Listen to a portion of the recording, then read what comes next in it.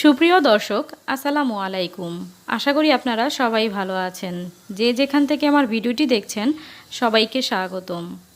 আজ তৈরি করে দেখাবো খুবই মজাদার একটি রেসিপি। ভীষণই মজাদার হয় এই তরকারিটি। সেহরিতে খাওয়ার জন্য এইরকম একটি তরকারি হলে পেট ভরে শান্তিমতো খেতে পারবেন। ঘুম থেকে উঠে কিন্তু খাবার খাওয়া যায় না বা খাওয়ার ইচ্ছে থাকে না। তখন যদি এইরকম একটি তরকারি হয়ে থাকে, রান্না করা থাকে, তাহলে কিন্তু পেট ভরে মন শান্তি করে খেতে পারবেন। ভীষণই মজাদার হয় এই তরকারিটি। যারা এভাবে খেয়েছেন তারা অবশ্যই জানেন যে এটা কতটা মজার হয়ে থাকে। আমার কিন্তু খুবই পছন্দ করলা দিয়ে শিং মাছ রান্না করাটা।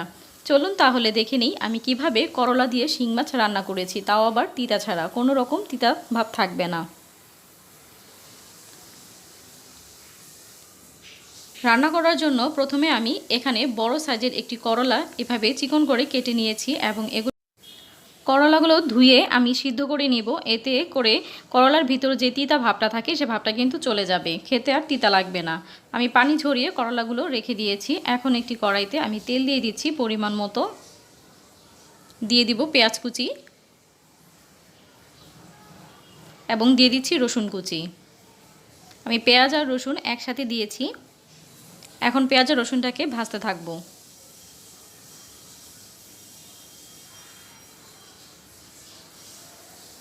পেঁয়াজটা নরম হওয়া পর্যন্ত ভেজে নিয়েছি। এখন এর মধ্যে দিয়ে দিব সামান্য পানি।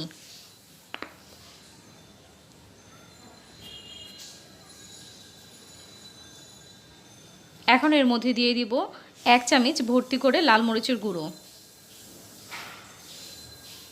দিয়ে দিব 1 চা চামচ হলুদ গুঁড়ো, 1 চা চামচ ধনিয়া গুঁড়ো, 1 চা চামচ লবণ এবং 1 চা চামচ আদা রসুন বাটা।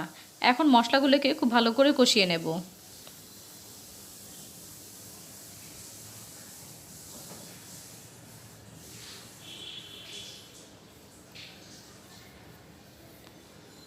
খুব ভালো করে মশলাটা কষানো হয়ে গেলে এখন এর মধ্যে আমি আগে থেকে ধুয়ে পরিষ্কার করে রাখা শিং মাছগুলো দিয়ে দিব।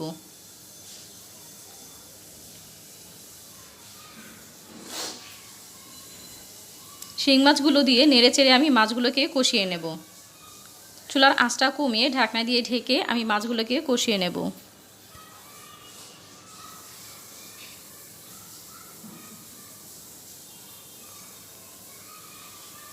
4 থেকে 5 মিনিট পর ঢাকনা খুলে আমি আবারও একটু উল্টে পাল্টে দিচ্ছি।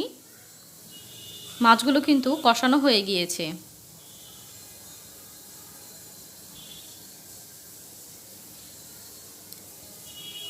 আমি আবারও কিছুক্ষণ অপেক্ষা করব। কিছুক্ষণ পর ঢাকনা খুলে একটু নেড়ে চেড়ে এবার আমি মাছগুলো তুলে রাখব।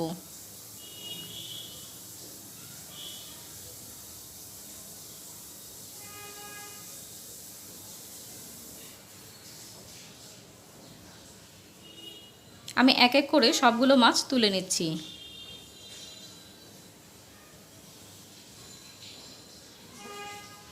এইভাবে করলা দিয়ে শিং মাছ রান্না করলে কিন্তু খেতে অনেক বেশি মজার হয়ে থাকে এবং করলার মধ্যে কোনো তিতাভাব থাকে না।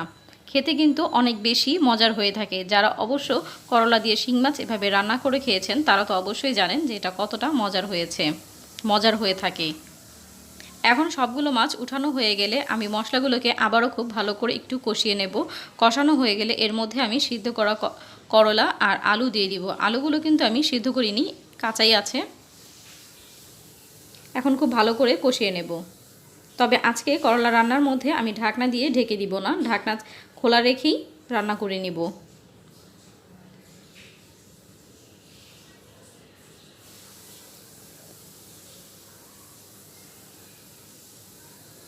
কিছুক্ষণ পর পর নেড়ে চেড়ে দিচ্ছি।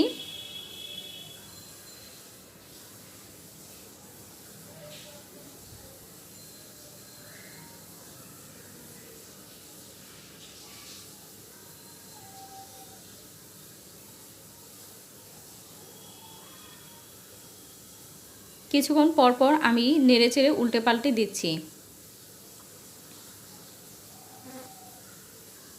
আমার কিন্তু খুবই পছন্দ এই করলা শিং মাছের তরকারি।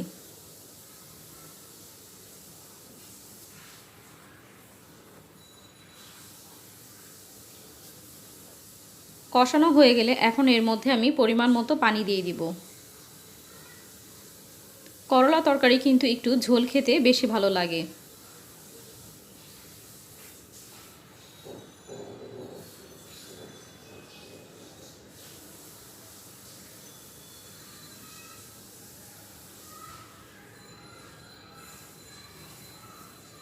বলক চলে আসা পর্যন্ত অপেক্ষা করে নিচ্ছি। বলক চলে আসলে এখন এর মধ্যে আমি যে কষিয়ে রেখেছিলাম শিং মাছগুলো, সে মাছগুলো দিয়ে দিব।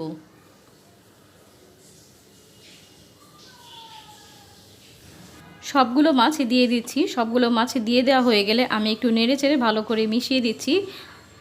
মাছের সাথে কিন্তু অনেক মশলা লেগে থাকে, সেগুলো আমি ঝোলের সাথে মিশিয়ে দিচ্ছি। এখন এটাকে সিদ্ধ হওয়া আগ পর্যন্ত রান্না করে নেব। দিয়ে দিব কিছু আস্ত কাঁচামরিচ, আর কিছু কাঁচামরিচ আমি এখানে ফালি করে দিয়েছি।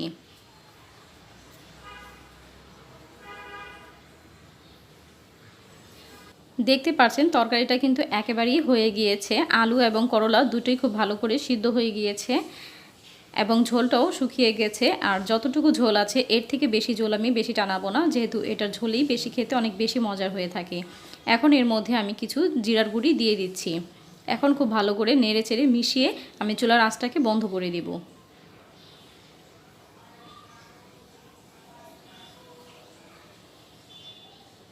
দেখতেই তো পারলেন কত সহজভাবে আমি শিং মাছ দিয়ে করলা তরকারিটি রান্না করেছি। খেতে কিন্তু ভীষণই মজার হয়েছে। আপনারাও চাইলে সেহরিতে এরকম একটি আইটেম রাখতে পারেন। ভীষণই মজাদার হয়ে থাকে এই করলা শিং মাছের তরকারিটি।